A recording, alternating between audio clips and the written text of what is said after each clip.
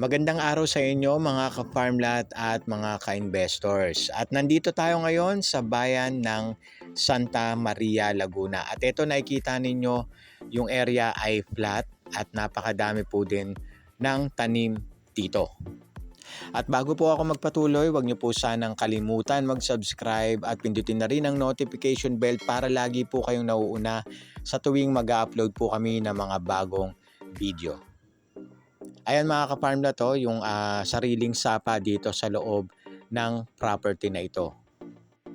At pag-usapan natin ilang oras ang biyahe mula Manila hanggang dito sa property na ito ay nasa 3 oras po kasama na po ang traffic. Siyempre hindi rin po mawawala ang linya ng tubig dito pati na rin po ang kuryente. At malakas din po ang signal ng ating mga cellphone dito kahit data lang po ang inyong gamitin. Ang maganda dito sa area na ito mga ka-farmlat, flat siya. Then napakarami rin pong mga tanim na pwede po ninyong mapakinabangan or ibebenta po ninyo sa merkado.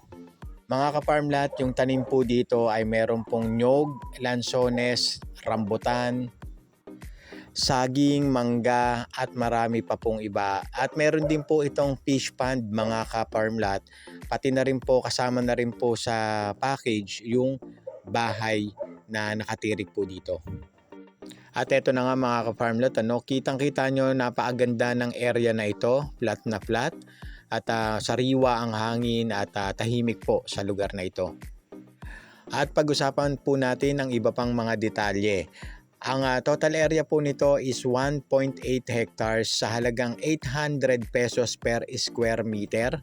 Titulado po ito mga ka-farmlat, buhay po ang may-ari, ready to transfer sa makakabili.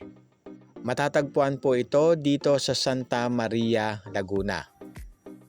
Ayun na nga at pwedeng-pwede po ninyo itong gawing camping site, rest house po ninyo, bahay bakasyunan, mga events o kung ano man po ang ibig ninyo sa lupa na ito. At yun mga ka-farmlat, napakaganda nito at flat po talaga. Meron pong sariling daanan nito or right of way. So pasok po ang inyong mga sasakyan.